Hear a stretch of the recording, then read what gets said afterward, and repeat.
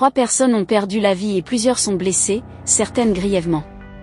L'Allemagne s'interroge désormais sur les antécédents et les motivations du suspect syrien de Solingen. Le profileur allemand Axel Petermann explique pourquoi le crime lui semble peu structuré, et pourquoi un aspect le rend suspect. Une attaque à l'occasion du 650e anniversaire de la ville de Solingen a fait 3 morts et plusieurs blessés.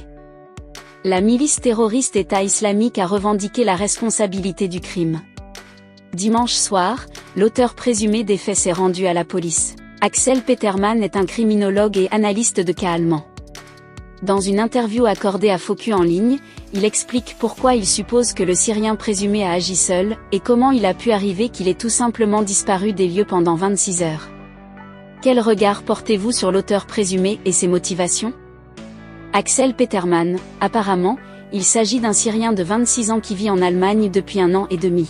La grande question du moment est la suivante. S'est-il laissé entraîner dans cet acte d'une certaine manière parce qu'il ne semblait y avoir aucune perspective pour lui en tant que demandeur d'asile débouté, ou s'agit-il réellement de l'expression d'une conviction islamiste ? Lehi a revendiqué l'attaque et son auteur aurait crié « Allahu Akbar » pendant l'attaque. Cependant, cela ne dit rien sur les motivations véritablement plus profondes. Il est également possible que cet acte, aussi terrible que cela puisse paraître, soit une expression de frustration ou une recherche d'attention. Pour le moment, nous ne savons tout simplement pas suffisamment si, le cas échéant, comment l'agresseur s'est radicalisé. Cela doit être déterminé maintenant. Profilé, dans le cas du Syrien à Solingen, un détail me rend suspect.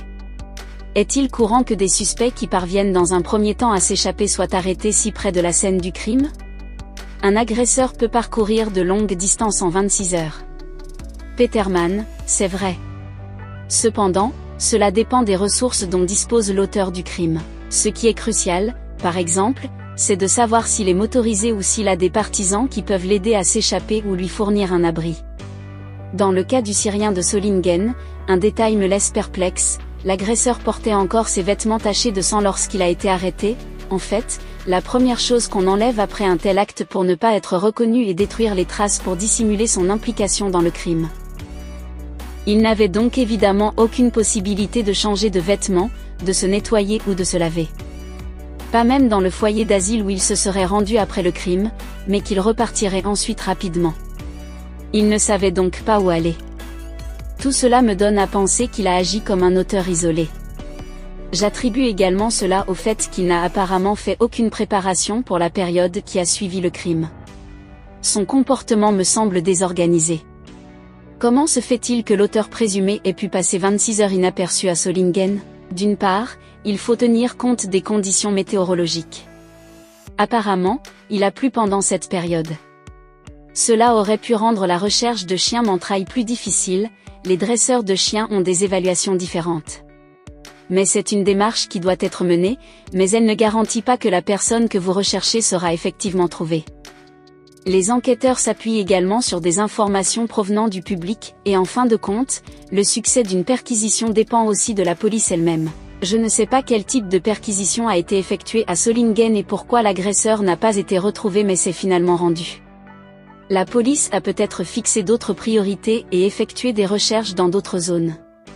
Il ne s'agit pas d'une accusation contre les enquêteurs, mais plutôt d'un scénario parmi plusieurs possibles. Comme Focus l'a appris en ligne auprès des cercles de sécurité, le suspect a d'abord couru vers son logement de réfugiés au centre-ville de Solingen. Mais il n'y serait pas resté longtemps. Il disparut dans l'obscurité.